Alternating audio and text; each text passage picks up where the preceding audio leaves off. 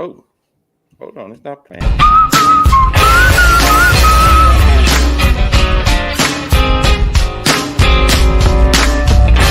popping fireworks down the street.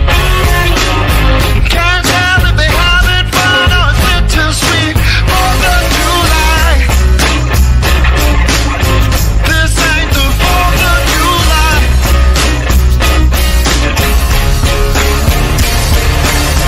The kids are running all around the block. Gotta check if it's all okay or they just been shot. 4th of July. This ain't the 4th of July.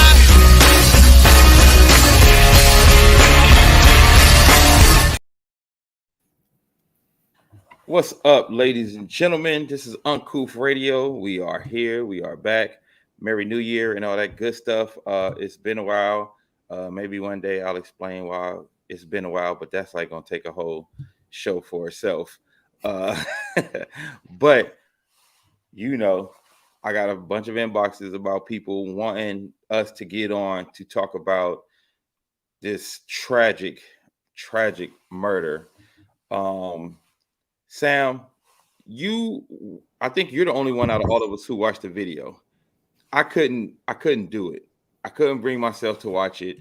So many times I would subject myself to certain stuff to be like, okay, well, we got to do it. We got to prepare for the show. So I got to watch the video. This time I was like, you know what? I can't do it. Like my soul wouldn't let me do it. So we're going to let you be the proxy for that and talk to us about what you saw on the video. And then we'll take it from there. What up, B. Hammond? What up, Ham? Good to see Hammond stop by. From jump, you see everything go wrong from jump, and you can't help to get the feeling of understanding, or like you can't help getting the feeling of like this is personal, because when they pulled him over, it was aggressive. Right. And from what I've been hearing from CNN and everything else is that this is like a special tactics group. So they typically are aggressive. But for a stop like this, they were aggressive from jump. He was calm the whole time. They were doing certain things. And he said at a point in time, like, hey, like, what's the need for that? You guys are doing a little bit too much. And at times when he said, okay, you can still see them still like continue to be aggressive. And so you watch like and literally like every single video that's released, it's like literally like a puzzle piece where you watch from beginning to end, and there really isn't. And I'm going to get to this part a little bit later, because normally when we see videos in the past, right, there's room for interpretation for the public. So, usually like the public would be like, well, they were scared for their lives. And no, they made sure with these black officers, they had every single piece of the story from beginning to the end. The only thing you don't see, which is why I don't believe it was true, was them saying that he was reckless driving. But there's no evidence that suggests anything at all that he was driving recklessly, especially that close to home. Well, let me ask you this. I know before you go on, and anybody just now joining us, we are talking about the murder of Tyre Nichols by the 5 cops in Memphis.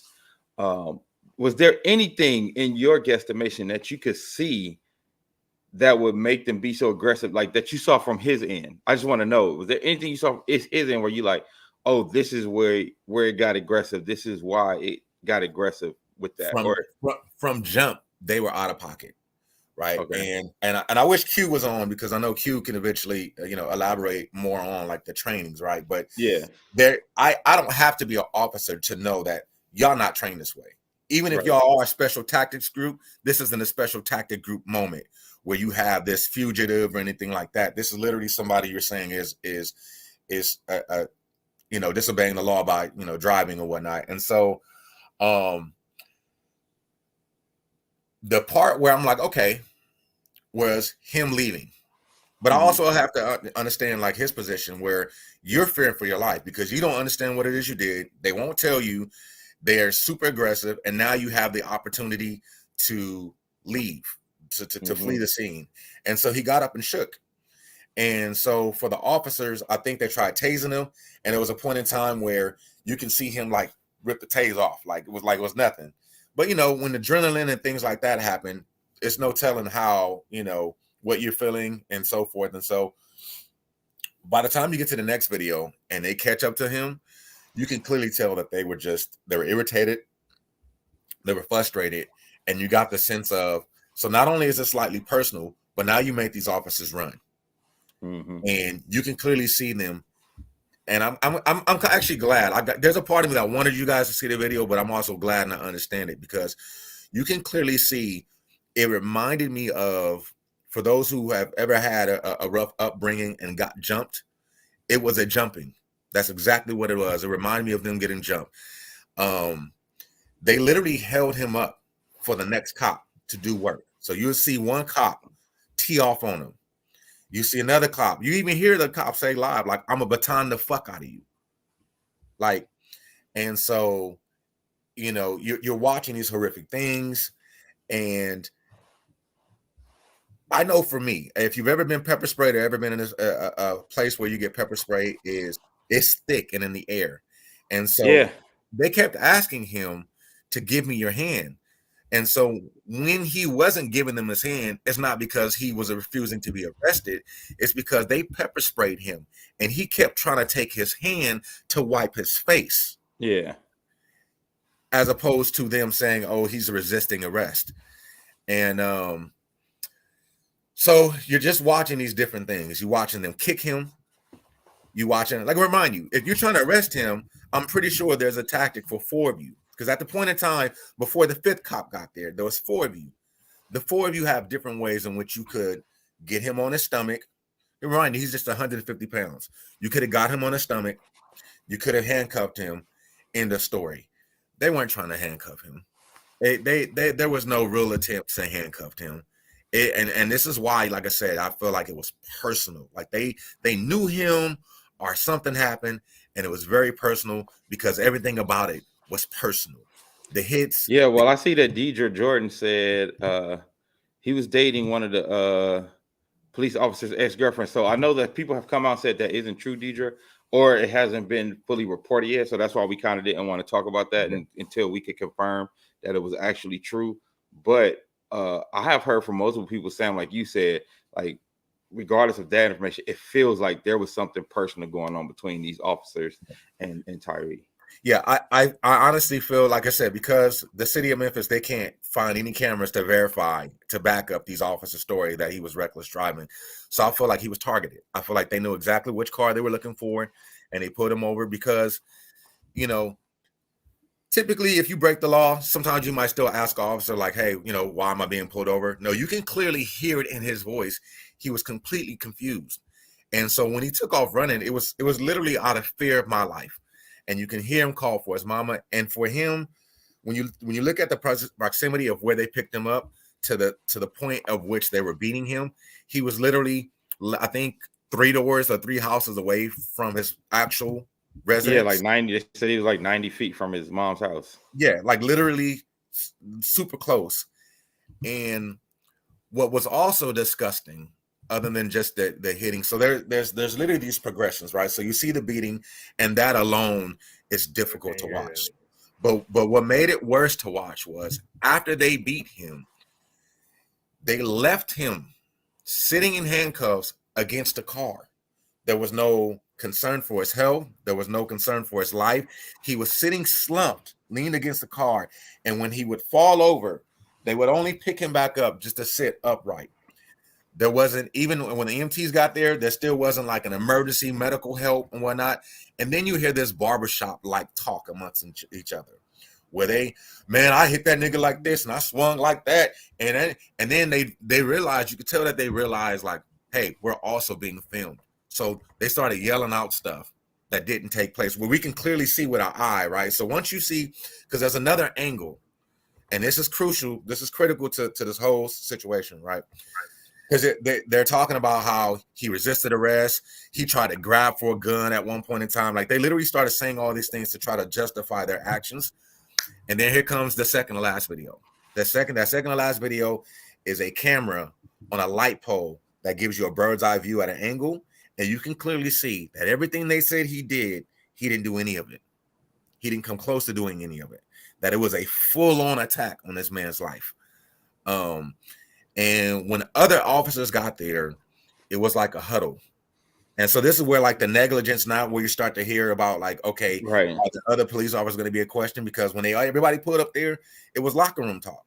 It was simple locker room talk. No one really, what happened, what transpired, and oh, you did this and you did that. And the dude is literally sitting there. If he had probably gotten immediate medical help, they probably could have helped with the swelling and things like that. Now, of course, these officers still would have been in trouble, but a man's life could have been saved. But the negligence behind the beating as well, and then the conversation, the casualness, you could hear, and it sounded like a bunch of niggas. And it hurt me because, for years on Uncouth Radio, we've talked about policing our own and what it would be like. And now you see a situation where we're seeing these black men policing our own, and it was disgusting. It was disgusting. It was hood shit. I watched a bunch of hood niggas beat on a little dude. And it's crazy, and it's funny that you say that. Not funny, but it's crazy that you say that, because almost anybody who knew, like all the way going back to like Ice Cube's first album, either he always talked about black cops showing off for the white cop. Like we've always known about this proponent of officers, right? The type of officers who like get indoctrinated with the cop shit, and they just really be on some like blue over black shit. We've seen it a lot of times, but this leads me into my next point. When you talk about the blue over the black shit, one thing I find interesting is all the police unions and Blue Lives Matter people who came out during all the other police shootings and killings. They are scarce. Like you don't see or hear none of them Blue Lives Matter people sticking up for this shit at all. And look, I am all for swift justice and for swift action when it comes to things like this. But I do find it interesting that they were all immediately arrested, charged. There was no long 2 to 3 month investigation, and you have to do desk, they weren't on desk duty and pay leave and all that. They went and got their ass immediately. So I find that very interesting. And in the other case that I saw this happen, I don't know if you guys remember, there was a cop who negligently shot a white woman in Minnesota. They got his ass immediately. The same way. It wasn't no question of, oh, was the officer in fear? It was none of that. It was like it's the same thing here, right? So you don't see that line of blue covering for these guys that you see for all the other officers that are involved in stuff like this. So I want to talk to y'all about that. Why do you think that is? And why do you think a lot of these black officers still think they will get treated and can do the same shit that the white officers do? I'll let Quincy, can you speak to that? Because I know, you've seen it up close. Well, can you guys hear me? Yep. I think that, I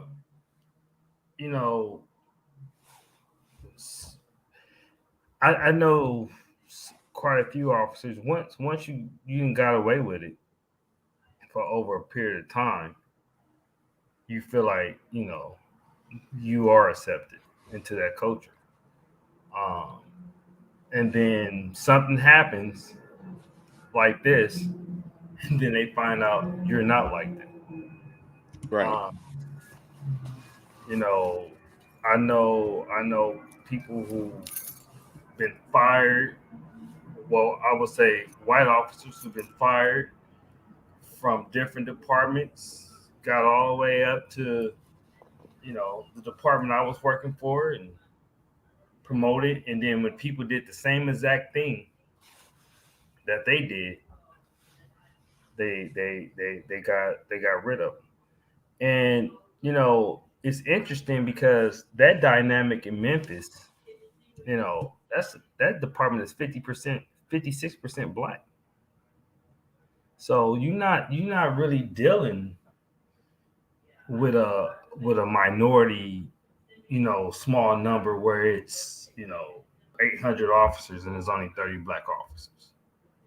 So for them to do that, and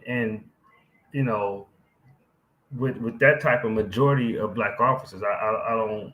I mean, I would be curious to see what's the racial dynamic of the leadership, because I've always said the leadership dictates the culture of the departments. So when people see like, okay, well, why would those officers do something like that? Well, they was called the Scorpion, the Scorpion unit. So you want your unit to have this like kick-ass reputation, in the streets, like, oh, that's a Scorpion unit. That's the, blah, blah, blah, blah, blah, blah.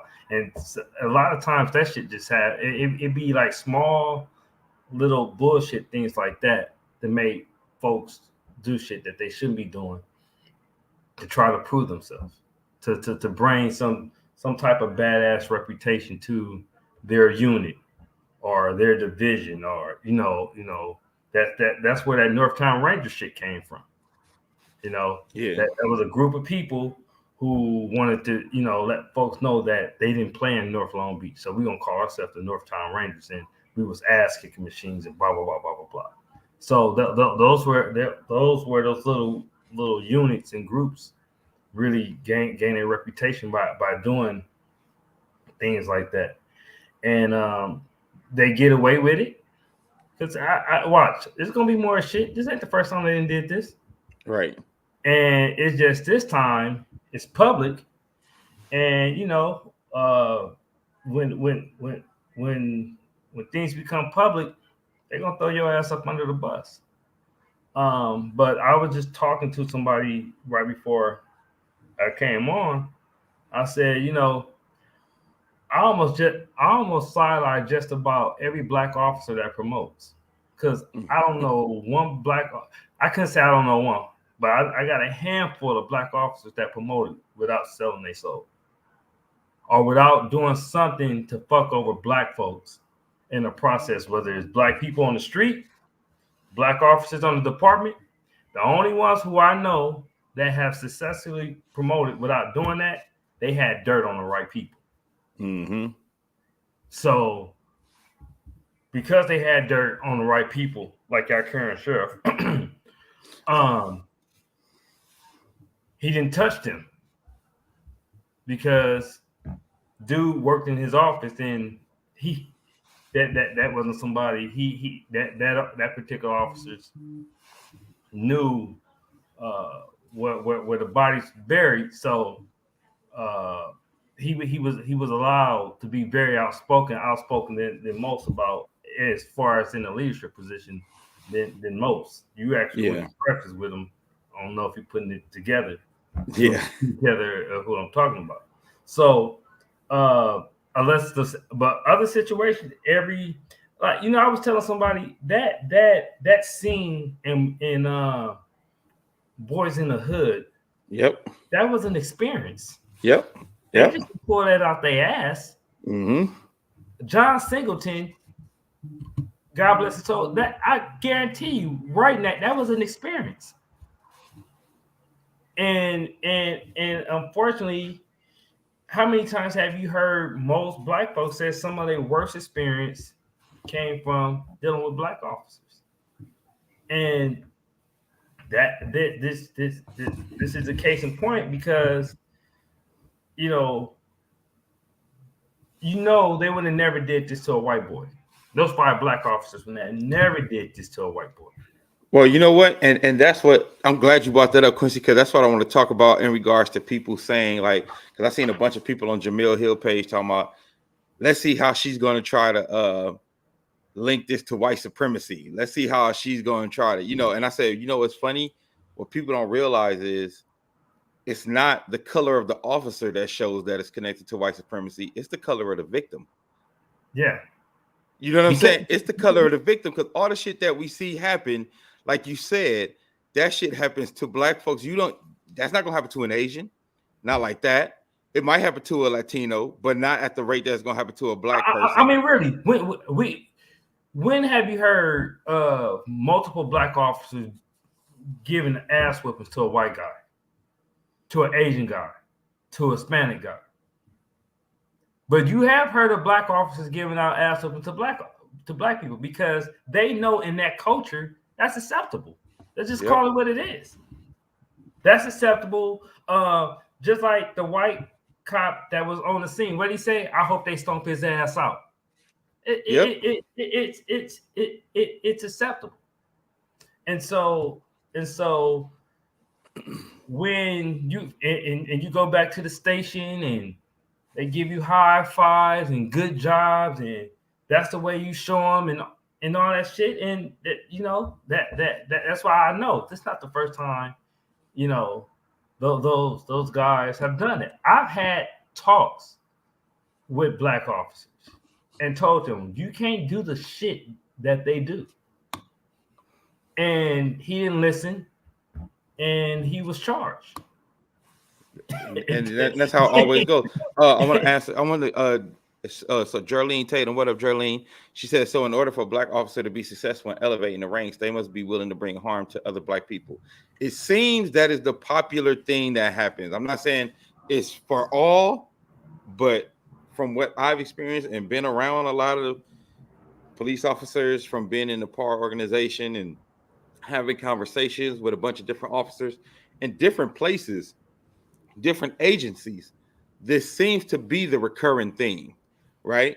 So, and that's why I say, like let's take it from a more historical context, even, right? Because like when you talk about, how can black officers be a part of white supremacy?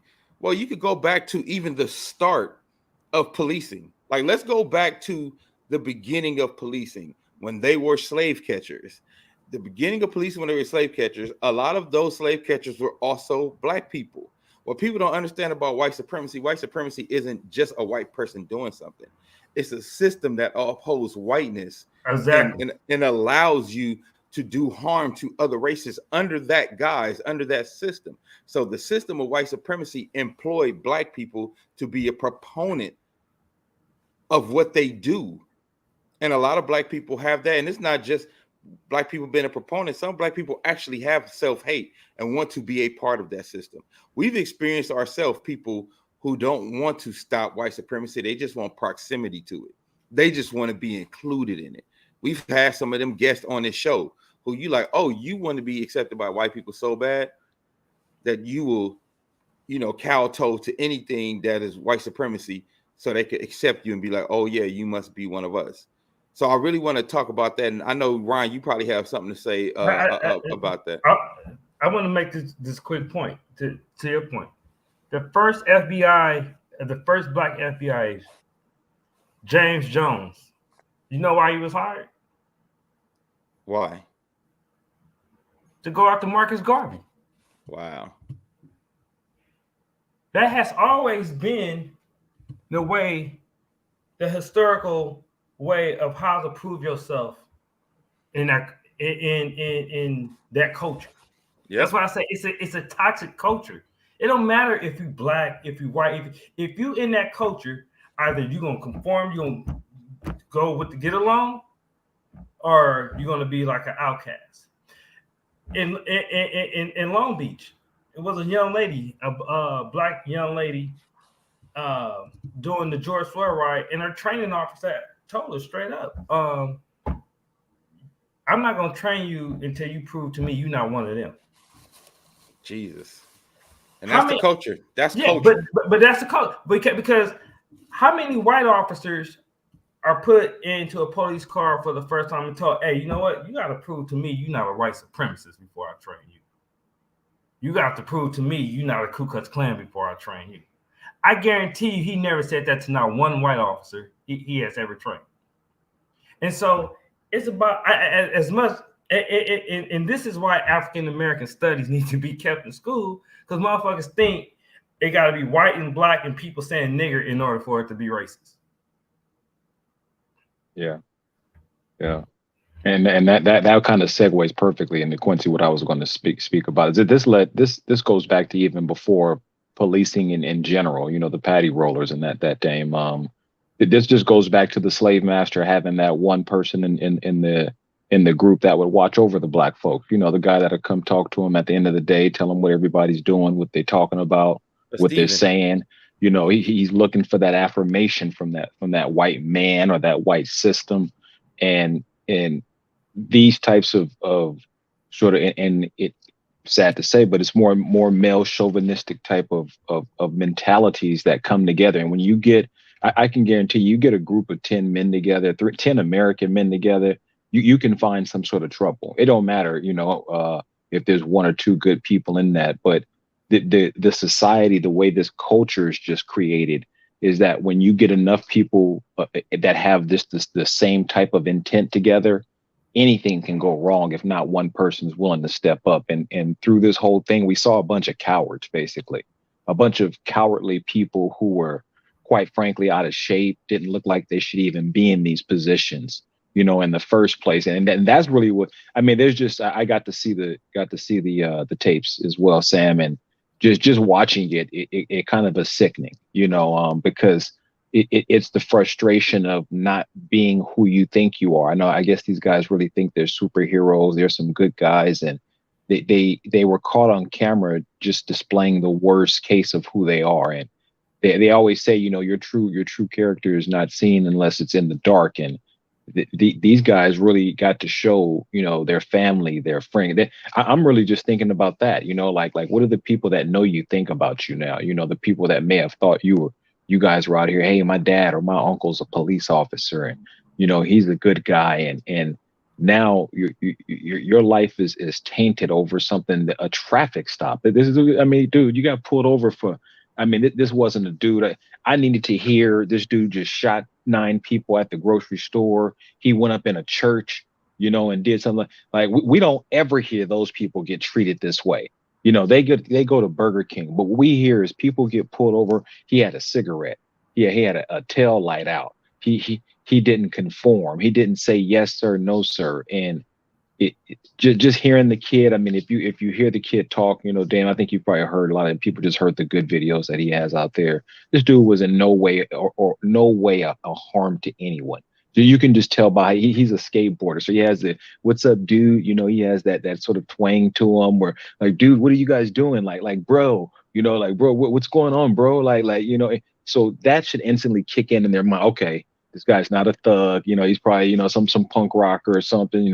He's not really the threat that we need to be. So let's all right, just chill out. You can even come back with you just chill out, dude. Just let me get this handcuff on you. But the opposite happened, and just watching a 150-pound man just manhandle 2 or 3 guys, slip from out of their hands. They shoot each other, tase each other. It was a circus, and then we get to see them catch this dude, beat him because of all of that bumbling and fumbling they did, and then they killed him. And they sat there and watched. They watch. If you ever see somebody get put on, and unfortunately, I've seen this stuff happen before, and I know some people that grow up in LA or in different communities. You've seen somebody get put on a hood. This was the equivalent of getting put on. And quite frankly, it kind of shows what happens when people get put on. Some people can't fight. Some people can. Just hopefully the dude doesn't get hit or hurt bad enough to where he's unable to continue. But they just kept standing this dude up like he was a punching bag. And they're going to get everything. And like you said, Dame, it's unfortunate that how swift justice is when it's us, but it's a reality we just have to understand. We have to know where we're at. We're an American, and there is no way that they won't use opportunities like this. We just gave them a pass on all this police brutality that we've been chanting for the last 5-10 years. We just gave them a pass right now, because now they have even the black officers did this. You're going to hear about this. You're going to hear about this every time you ever mention policing again. This is their Trump card right now. When you playing spades and you got that big joker. Yeah. Well, that's what it's going to be. This is going to be the go-to. This case is going to be the go-to to erase all the stuff that all the white cops did, right? Like it already started. Yeah. Like you see it in the press already, and that's why I said it's very important. That's why I wanted to talk about today. Like, it's very important to understand that there's a system of white supremacy in place that pushes all of those, pushes all of these things to the forefront, and it don't got nothing to do with race. And again, I say go back to who the victim is. if it's not white supremacy, then the victim would be more than blacks and Latinos for the most part being victims of these crimes, right? Right. Stephen A made a great point. You know, Stephen A in the past, like he's come a long way because you know Stephen A 8 years ago, 7 years ago used to piss us off, but he brought up a point. He said a man broke into Nancy Pelosi's house looking for Nancy Pelosi. When he didn't find Nancy Pelosi, he then attacked her husband, cracked him upside the head. When the police got there, now here's a representative of the United States, and when the police got there, instead of immediately arresting him and whatever else, they had a full-on conversation while the victim there is there with a cracked skull. They had a full-on conversation with this gentleman before they put him in handcuffs. We are not afforded that same opportunity. We are immediately criminalized before when the call comes in, immediately criminalized. And I have well, he's not a friend anymore, but a former teammate of mine was a officer. Dame, I remember I showed you how he got arrested for doing, you know, some dirty stuff. But Yep. when I listened to his conversations about black and Mexican, I'm like, bro, you criminalizing us in conversation. So I can only imagine when you with your white friends in a police car, policing your community, because you were Mexican born. You at the end of the day, you are a Mexican man. And here you are in conversation criminalizing us before you even get on the street. So I could just imagine when you get in this situation and there's a little bit of fear and adrenaline or whatever else, what kicks in. And you know, it's unfortunate that guys feel like they have to be that way in order to be accepted in that culture. And you know, I remember being in a PAR meeting. For y'all that don't know, PAR is Police Officers Against Racism.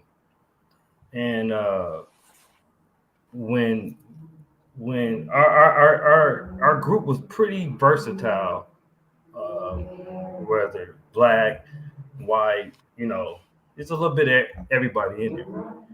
And I remember we was talking about, because people were saying that there need to be more training. And I was saying that this type of stuff is not a training issue. Right. This about who they're hiring. It's about the character. It's about the people they promote that accept and encourage this behavior. It's about the politicians that put these chiefs and turn a blind eye to these things and statistics that don't really get to the media. But when they get to the media, they come out in their outrage. But you can look at all the lawsuits that was lined up that was similar to the case that got to the media, that those political figures never even said anything about the different situations of excessive force and racial claims. But when that one story does, you know, goes national, now all these political figures are outraged. And then when you look at, like, wait a minute, you've been in office for 8 years. This shit's been going on for how long? And you wasn't outraged then. And just, I got to make this point, Dane. When I said, since we talking about black officers and people who feel like they have to say things to be accepted, when I said that these type of things, I said, you cannot train the racism out of people. Eric Strong, former sheriff candidate, he rebutted that. And this one, it was convenient for him. He said, oh, no, I disagree with that. I do believe you could train the racism out of people. But then when he got into the political, Arena, things changed. But when he thought it was convenient, and he's the lieutenant on the sheriff, I say you don't hire racist people at all. He felt like you could hire them and still train that racism out of them. Well, and again, like you said, it goes back to culture. Everything you said goes back to culture, and the culture of what the black officers who are empowered accept and find acceptable or won't push back on. And it goes back to literally the beginning, because a lot of these police departments still have the DNA of the original slave catcher mentality. I don't care what people say. That's the original DNA of policing, and that shit it wasn't never addressed. So since it was never addressed, that shit is still brewing and stewing in the police departments. Donald Grant, one of my favorite people to talk to about race relations, Dr. Donald Grant, he said it's training and it's a pipeline. And he said white supremacy is not only relegated to white people. He has some very interesting studies on this stuff too. And I wish I could get Donald on one day. Donald, we got to get you on to talk about some of the stuff that you have researched and some of the stuff that he has in his books, because it's very, very informative, and is like he can draw a direct line with evidence and proof to a lot of the things that still affect us today from back then. So I want to try to get him on the show, and Brandon made a great point. I'm just going back, going to y'all points. He said black people can carry water for white supremacy like women can carry water for misogyny, which is very true. And Don, who's actually in Memphis, that's my Memphis connect. I talk to him, and something in Memphis go down, me and him are talking. He said all races that our police officers target, black folks, Asians, Hispanic, white, like all races, black folks are the target, because we are the ones who are most dehumanized. And everybody knows, every other race knows it's okay to do this to us, including our own race. Like you said, Quincy, they're not gonna do this shit. They're not gonna. 5 black officers ain't gonna jump and beat on a white boy. 5 white officers ain't finna for no reason jump on and beat a white boy. You know what I mean? Like 5 Asian officers ain't finna jump on. Like it's just not gonna happen. And that's how you have to talk about the shit to understand. Like white supremacy ain't about just the doer. It's also about the victim. You know what I mean? And of course, the people who because I saw what you said, Ron Pat, like arguing it don't make sense because the people don't think it's a systemic issue. I agree with you. That's the problem. But that don't mean we don't argue it. We have to keep arguing until people understand. Because as long as we keep letting people ride with it's not been a systemic issue, then it's going to keep being the same way.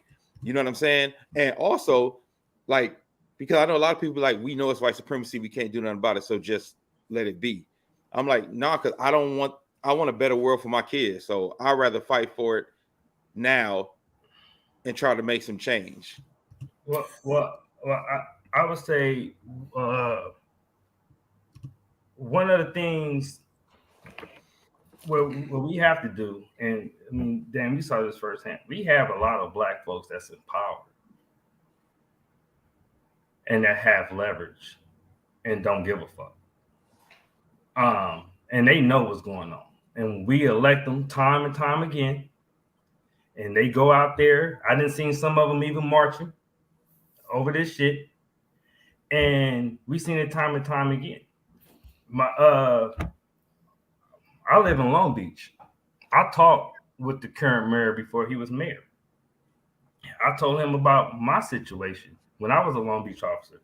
I straight up was called from the street into the office and was told my productivity was down.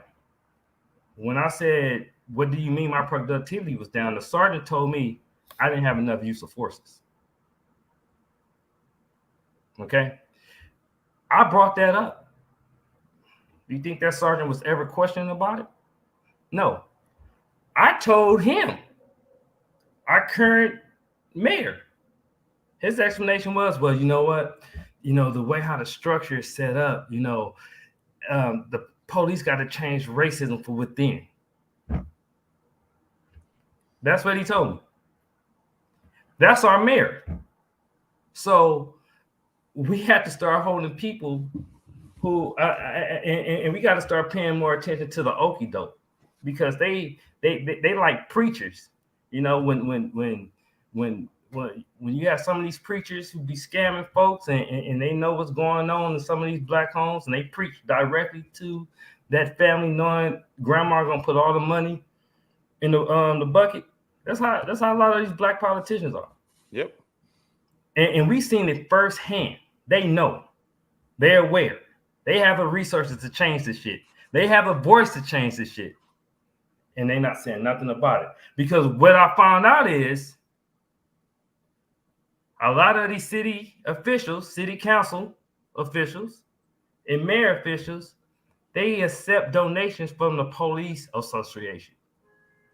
So, can you really trust a politician that's accepting campaign money from the police union?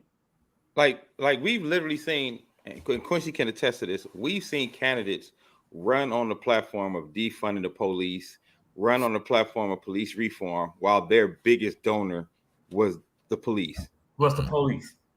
Like that's just to show you how crazy this shit is on a political end, and how we have to like Quincy said, it's a lot of these black councilmen that they get voted in there, and we just trust them because we voted them in. We trust them. It's a lot of them that's in there and they cruising. They getting their money, they getting their bread, and they not rocking the boat. Because if you rock that Democratic boat, they gonna come for your ass. So they say, I'm not rocking the boat, I'm chilling.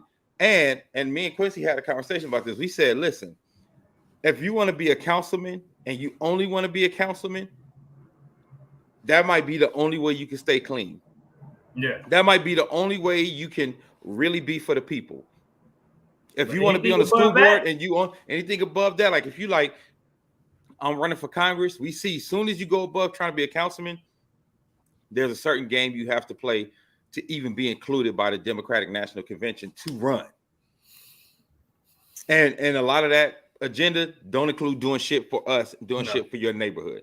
No. And this ain't what I think. This is what I know. This is what we have seen firsthand.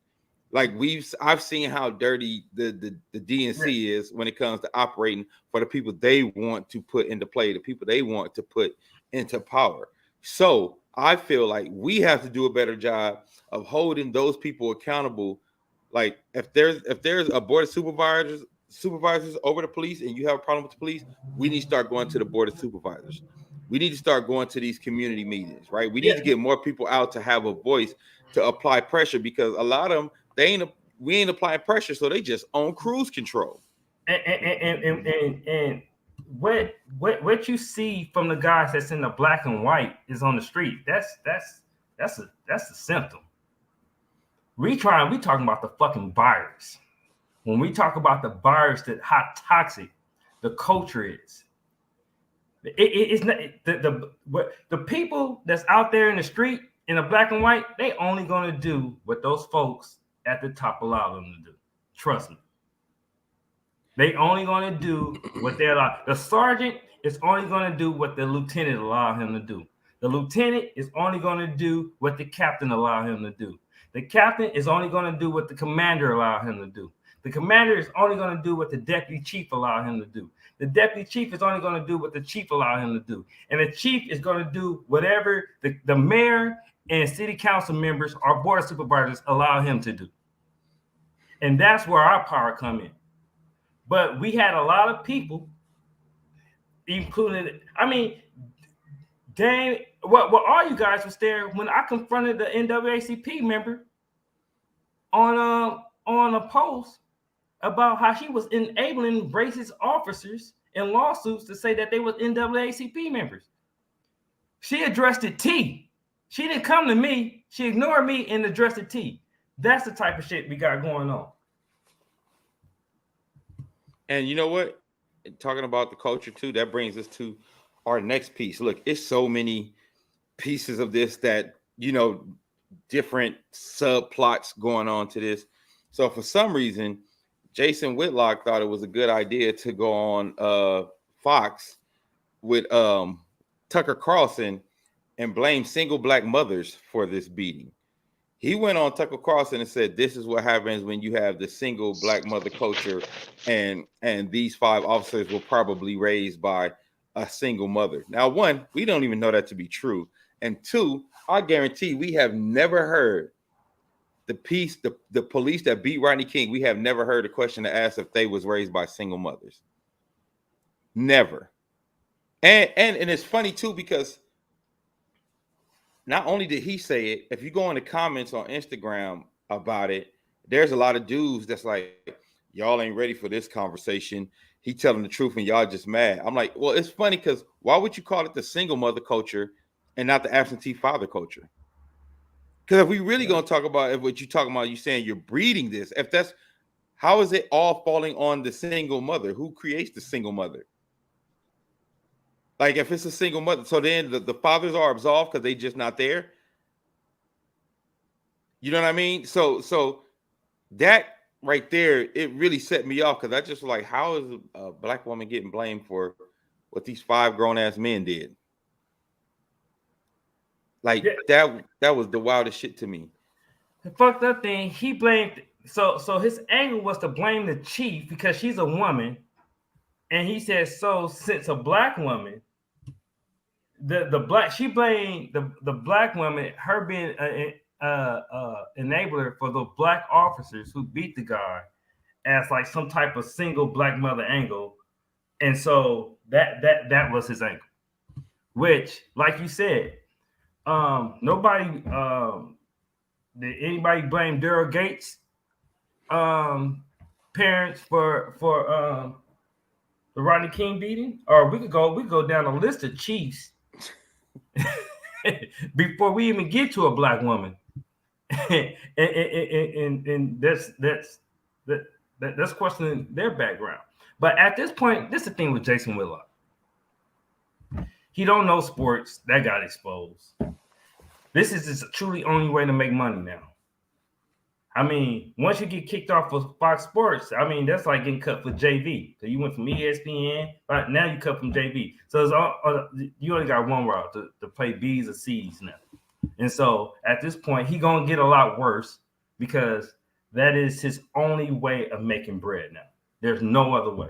So I you know, that he is one of the, but you know, say we got Jason Whitlock's. It's funny that he's calling them out.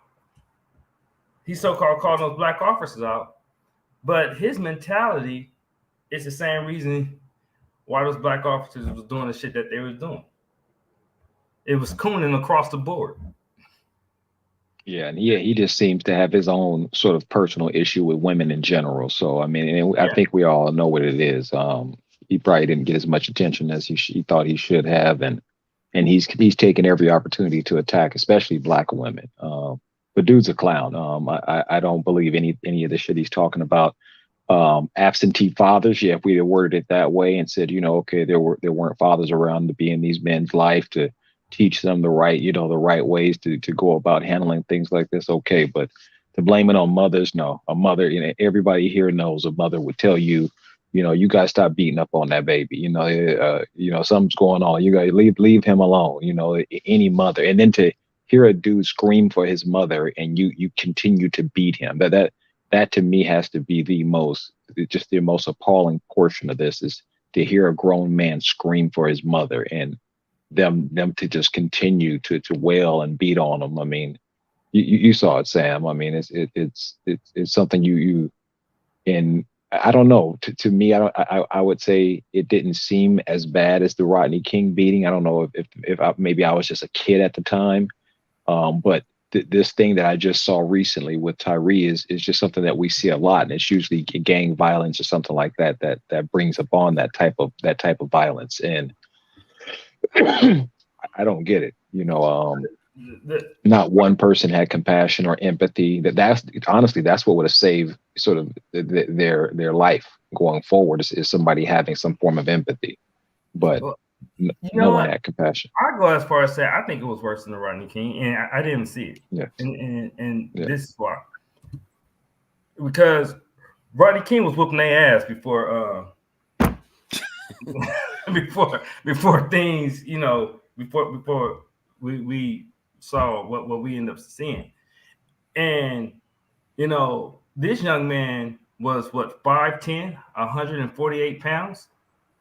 You had at least 3 of those dudes was 270, 250, 260. I think the smallest one was 210. So let's say, worst case, let's say he was just acting ass. One of those dudes could have grabbed him and apprehended him.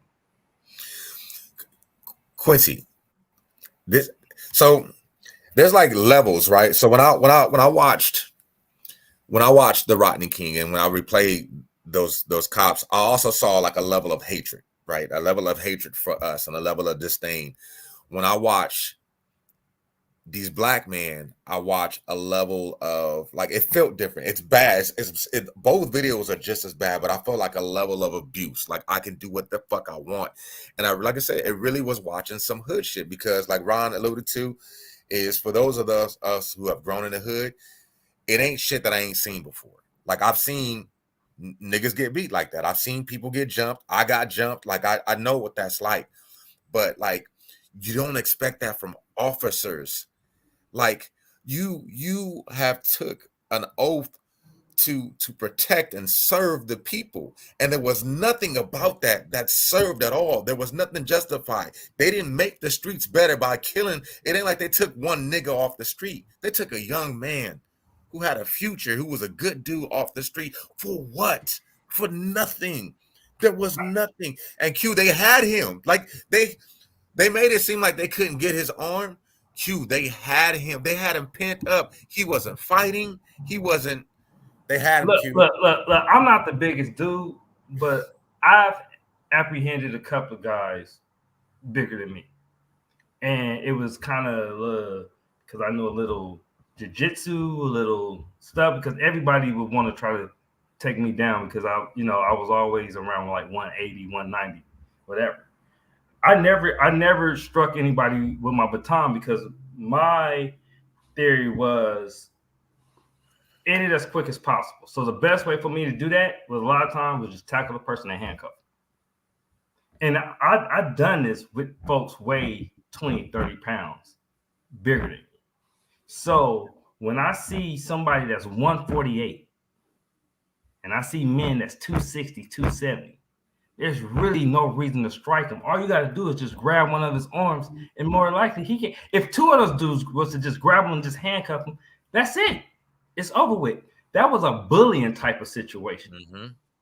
That was on some bullying, just walking home from school type bullying shit. We're gonna show you a lesson type of deal. Yeah. Let me read Donald's comment because this is important. He said, I think the parent angle is just noise. These men already demonstrated an ability to overcome most of the standard absent dad stuff. They were college grads, fraternity members, volunteers, parents. The parent angle is simply racism and sexism. Yeah. Drop the mic. Yeah, that's it. Mic drop. That's it. That's why I gotta get Donald on, man, for real. Yeah, I felt there was no need to strike him. That's the point I'm making. Like when you got guys that big, I had one of my classmates. He was like 6'3", 260, like 3% body fat. This nigga was like a sculpture. Like, and somebody got loose one. All he would do is just grab their ass. He would literally pick people off their feet, pick them up, and throw the cuffs on them. And he always said, like, if I hit one of them, I'm gonna hurt somebody. So I don't. He always tried to avoid not hitting people because he was so bigger than a lot of the people that we dealt with. And it's just like that, like the Rodney King situation, because I know I've worked around white cops, they just terrified of black people so they can't fight. And so they go to the extreme shit because that's out of fear, which is still on some bullshit because you shouldn't sign up for the job if you're scared. But those dudes, that was just on some old bullying shit. Yeah, and for those who didn't see the video, just kind of reiterating again. I know this is horrific, so excuse me for bringing this up, but like there are literally times where you see this, Tyre slipping in and out of consciousness. He's no longer even moving for them to say he's aggressive, and you see them pick him up and hold him so the next officer can come up. It's like, all right, now it's your turn. You get your licking. The third video, you see one of the heavyset officers chasing, right? He's late. They already got started. He's late. He's so frustrated that when he gets there, out of frustration, in his mind, he's like, I'm gonna baton the fuck out of you for making me run. And then because they were so careless with the pepper spray, two of the officers pepper sprayed themselves because it was thick in the air. So because they pepper sprayed themselves, they were like, we're gonna make you fucking pay for this. And they literally, it was like watching a lynching almost, where they were like, yo, you gonna pay for every fucking thing we have to do tonight. And it was almost Go ahead, Q. So he ran. Yeah, He so the ran. kid ran, but when he ran, it wasn't more so like. So they were aggressive from jump. When they pulled him over, you can clearly see like his face, like he was like startled, like, yo, what I do, what's going on? And they had guns drawn already. So it wasn't like, you know, he was on some fuck shit, whatever else. They literally pulled him over, had guns drawn already, and was extremely aggressive. And the language of these officers was hella aggressive. And he was the one, as a victim, he was the one trying to de-escalate it, saying like, hey, I don't think any of this is called for. Like, you hear him say on the camera, I don't think this is called for it. You guys are doing a little bit too much. So when he got up and ran, it was more so like, Okay. you didn't see him running because he was guilty. You see him running because he was scared. Like, I'm scared for my life. The reason why I asked, he ran, because that's an old unwritten police mentality rule, right? If they make you run, when you catch them, you got to make them pay for it. That's why I asked that. Mm-hmm. And so that's an old, outdated ass, like you know how people have their own like unwritten rules. Yeah, that's like a law enforcement unwritten rule. They make you run. When you catch them, you got to make sure that they pay for it to know not to ever run from you again. So that's why I asked. Oh, because I didn't know he ran. So now it makes a little bit more sense to me why they felt, because that's that old bullshit. Oh, they run like that's back in the day where we talking about deputy gangs, but that's back in, you know, that era with the sheriffs hearing them stuff. Oh, they run, you got to make them pay. That's an old ass law enforcement unwritten rule right there, which is bullshit. Yeah, man. So I know, you know, and the reason I wanted to get on and talk with y'all today, because, you know, people like to hear from Quincy in these situations, because they can get the law enforcement side, they can get the technical side. And, you know, like me and Ron was talking before we went on, it's just, you know, a lot of it is we want to get together, commiserate together, and try to make sense of it, because we can try to comfort each other. And that's why we wanted to do the show, because I know the people that hit me wanted to hear from us so we can have this conversation. You know what I mean? Because it sucks. It hurts. You know, I had a friend of mine tell me how her son is one of the most optimistic souls in the world. And today he's broken. Like, I don't know. You know what I mean? And like, that killed me. You know what I'm saying? Like, this kid, he's like the definition of black boy joy. And he's like, it's fucked up.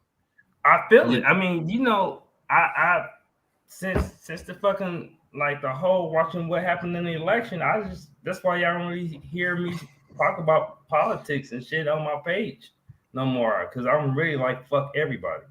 Like, I've seen it up close and personal, the way how people turn a blind eye. I would say more, like I said, I'm more like I can expect it from other folks, but from our own, yeah, that's and the people that are highly regarded by the black folks in the city. You know what I'm saying? That's what it is. These people are highly regarded by the city. Let me read Mark's comment. My opinion as a retired homicide investigator and police officer is that all those involved in this incident are people who bought into the systemic racism that is American policing. They were all trained by someone who trained them to do that to another human being. They're all fucked up human beings, and the oath of the office and empathy for others doesn't mean a thing to any of them involved. Yes, I watched the murder of Tyre Nichols. Damn. And that's coming from, like I said, a great homicide detective, mind you, a great homicide detective. Yeah. And so here's where there's a huge problem in law enforcement. So in the academy is really like basic. It's like going to school. You don't really, I mean, it's like literally going to school. You learn laws, you learn cultures, you learn what you can do, what you cannot do, blah, blah, blah. Where the toxic creeps in at, locker room. No, the field training program. Mm. Now you didn't graduate from the academy. You got this training officer, and he pretty much have your career in his hand. So you have to adapt to whatever style he thinks policing is. And that's where you see, well, I can tell you that's where a lot of black officers get fired at in there. Because you have this one particular training officer, it's just you and that training officer. And whatever his style of policing is, that's what you have to do in order to get decent grades. And you are at will, you're on probation. And so that's what Mark is talking about when he said like they were trained like that. More than likely, because I had classmates. We were on training, and I remember training officers like, well, you know, your classmate then had his eighth use of force this week. And my training officer was like, look, don't even listen to that bullshit. That's one thing I was truly blessed. I would say I had good, decent training officers. And one of them, the reason why I didn't end up like these guys, and I wasn't gonna end up like these guys anyway, I won't ever forget his, I ain't gonna say his name because I think he's still on the department. But I remember before we went out on the street, he said, I want, and this was a white dude, by the way. He said, first, one thing I want you to know is whoever ass you can't kick outside that uniform, you won't be able to kick it out of it. And he said, number two, I know you feel like you're a part of the law enforcement family and all that, but he said, excuse my language, I know what they say about you when you're not around, and they look at you just like any other nigga. So don't you go out there thinking you're one of them. And he was talking about our police department. This was my training officer that told me this. So I just want y'all to just know. And so that's why me and Dame, we heard a story of a training officer in Long Beach who had said, like, I can't work around black people. You know what they did? They just moved into a neighborhood where it wasn't black people. I have a buddy. I think I shared this with you guys before, and I think Q, you even mentioned something along the lines of this as well. My boy, who was an officer in Mississippi, this was back in 2020. So at this time, he was like an officer for like 4 years. He was like, "Look, I've only pulled my gun out twice." He said, "I'm known in this Mississippi streets." He's like, you know, being born and raised in Compton, and a lot of them don't know that a lot of what they experience, I didn't experience. So he's like, as an officer, he's like, I've only ever drawn my gun twice. I've only had to use it once. I've drawn it twice. He said, what I have done, you know, and he had a tactic that wasn't necessarily taught in training camp, our police academy, you know, but he was like, look, I fight niggas. And he was like, I've been known to like knuckle up. And he said, what's crazy is I got more respect in the community that I'm in because I fight niggas. Like I'm known as the fight nigga dude. So whenever there's an issue, whatever else, they see me, they respect me, and whatever else. And so I'm watching one tactic that may seem extreme or out of the norm, and it works for our people, right? Our people respect that type of stuff. And then watching this video where I'm seeing the other side of niggas and how you watch these tactics like, yo, like this is not this. There's no way does this nigga type attitude, because they were saying some nigga shit. Like it wasn't just like it was bad policing. It was also like you were watching niggas, like somehow niggas made it through the system. Niggas got an education, but at the end of the day, at the core, these was niggas, and you watch them handle this situation like niggas. And I'm not, you know how black people, we got different level of niggas. Like, hey, my nigga, like, no, these were like, it was a whole nigga mentality, like the worst of when you almost want to be like, y'all some niggas. Like, that's what I saw. Like, that's what you saw. And it was so disgusting to see. Like, man, I can't believe we got black people that treat other black people like this. And you know what? They was highly respected if they was picked for a special unit. They just don't pick any old officer for special units, you know, felony units or whatever, like special detail. So that's why I said these dudes, they've been doing this shit for a minute.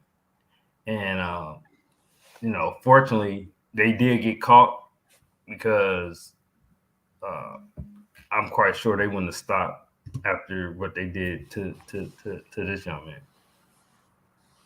I want to go to T. Marie's point too. She said, "Hey, did the white boy who tased, did he get fired?" He actually did. Yeah. But it's interesting that he hasn't been posted. All the pictures I've seen of this have been nothing but the black officers.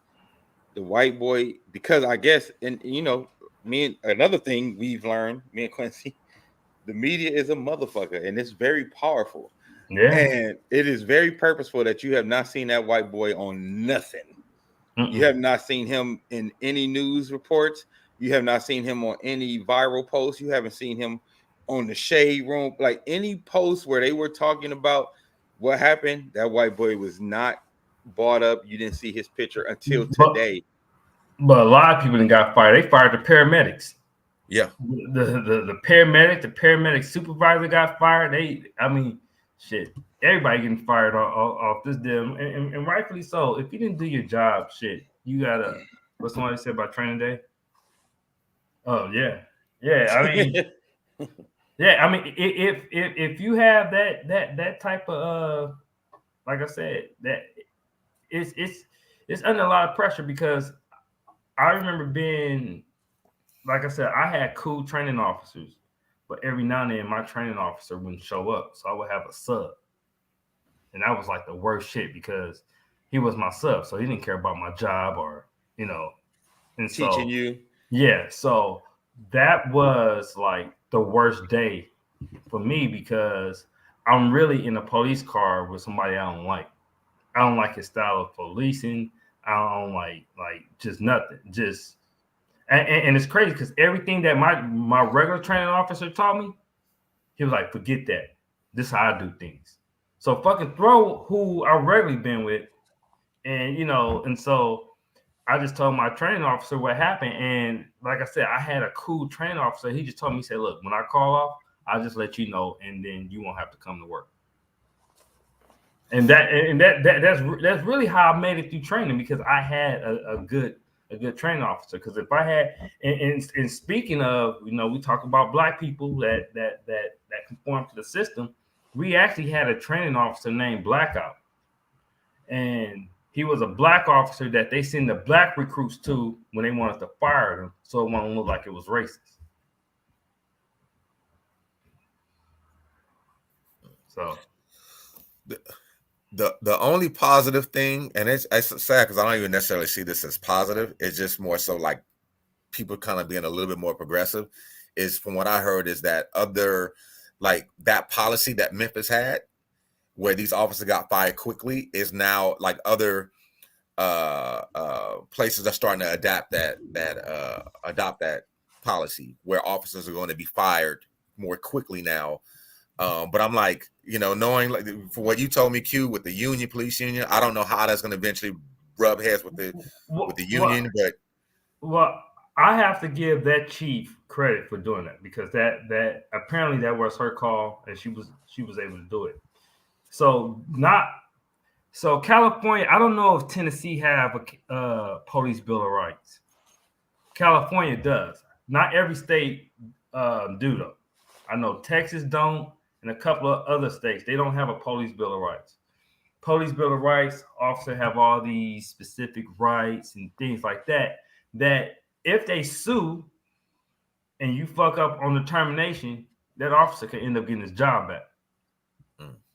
So there have been officers that I know that actually went to jail, got out, and because they fucked up on his police bill of rights situation, he ended up getting his job back.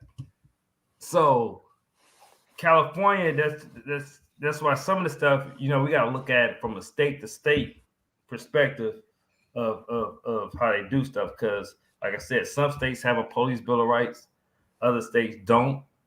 I think this police chief, I think she just used her common sense. And when it's that obvious, ain't no need for no long drawn out investigation. We're gonna charge you for murder, and you getting fired. Yeah, man. Well, I want to thank you guys for coming on, talking with us a bit. Hey, man, the comments, y'all was popping today. I really appreciate everybody watching, but not just watching, everybody chiming in, man, because y'all help push the conversation forward too. Brandon Hammond, appreciate y'all talking about this, fellas. Important, tough dialogue. So many great points made. Donald Grant was spitting. Hey, Donald always spitting. Let me tell you something. When it comes to shit like this, I'm always going to Donald page to see what he got to say. You know what I'm saying? Or I'll send him a text like, "What you think about this?" You know what I mean? So I will say I've learned a lot in regards of how to have these conversations just from watching Donald and paying attention to what Donald researches and what he talks about and how he does it in regards to race relations in America and how, you know, just how everything is intrinsically connected to white supremacy for us one way or another. It's funny too, because it used to be like the joke, like before we knew, right? It was a joke like, oh, everything white supremacy. Like you know, the old Boomerang joke when he was like, it's racial. Like, you think everything racial. He's like, it's race. Now you like, yo, that shit is real, son. Yeah, like when you get like and when you get in the trenches and you really, really get to see how racial this shit is. Like Quincy said, that's why I have been kind of on a political hiatus. Like, I'll talk about almost anything except political shit at this point because I don't want to be the one to tell a lot of black people it ain't no Santa Claus. You know what I mean? So like me and Dane kept on saying it was like we was watching a WWE script. Like, okay, cool. So listen, we literally heard a motherfucker tell the sheriff straight up, like, look, I'm gonna give you this money, but I can't support you out in public because that's how I make my money by marching against you. But I'm gonna give you this money. So, you know, you do your shit. Substantial money. Nigga, I ain't talking about $500. No, not a little bit of substantial funds. Yeah. I mean, that's the type of shit we were saying. Like, what? That's why me and Dan kind of just been like, we just been watching shit just go like, I don't have shit to say about no bills. I don't have shit to say about nothing. I just think everybody big old WWE script. All right, shout out to Mark McGuire. That's one of our mentors too, and one of the head guys in PAR, Police Against Racism. That is a foundation that me and Quincy are heavily involved in. He said PAR will be hosting a history of policing seminar in the near future. I will make sure we get on with our listeners, and Mark, we'll even get you on to just tell everybody all the information when it is and all that. Because if y'all want to come out and check us out or wherever, if it's going to be virtual or real, you know, we want y'all to come out so y'all can start learning the history of policing too, because I think more citizens need to know about this and more citizens need to be equipped with this information going forward. So y'all can know what's really, really, really going on out here in the trenches. Like Quincy said, man, it was a lot of this shit is legit like the WWE out here, man. And we didn't know the half. So we've been talking about politics all these years. And then when you really get into the politics, you're like, holy shit, it's a whole another thing that we had no idea about. And we'll you know, slowly but surely, gradually clue you guys in on every single thing we experienced and everything we know and everything we knew or thought we knew that was, you know, debunked. But again, great conversation. And I mean that from everybody in the comments, everybody joining us. I really appreciate y'all. We'll be back soon. We just figuring out how we're gonna start doing it because like Quincy's schedule is crazy. My schedule has been super crazy. We've been having shows. It's been, you know, been mad crazy. I know Sam shit been crazy, and you know, Ron been waiting on us to get back on. You know what I'm saying? But we gonna figure it out, and we're gonna start coming to you guys a little more often. And you know, we're gonna start talking about some different things though. We're gonna talk about more community-based shit. Like, we want to talk about how we can fix things in our community first going forward, and in your community, like my man Don in Memphis. Like, we want to talk about community-based stuff that can be done in Memphis, community-based stuff in Compton. You know what I mean? Thanks, guys. Mercedes, what's up, cousin? She said really, really great convo, Jerry. Hopefully you can join me live. We would love to. We would love to. You know that ain't nothing but a thing. Just let us know. We'll get that happening. The more you read history, the more you realize how it's all a system designed to keep us under. Oh, good to see you too, Janae, Latrice, Laura Bird, whoever you are today. I love her to death.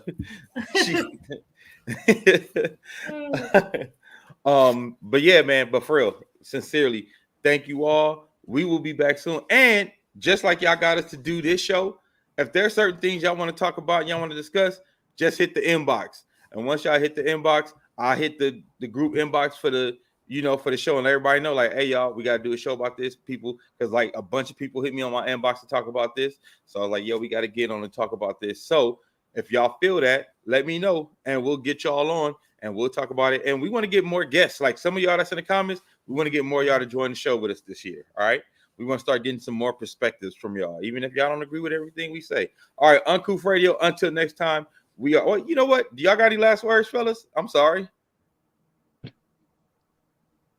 You said it all. We good. We good. All right. Yeah. Signing off. We good. Uncouth Radio. We miss you, Chan. We miss you, Chan and Sheila. All right. See y'all next time.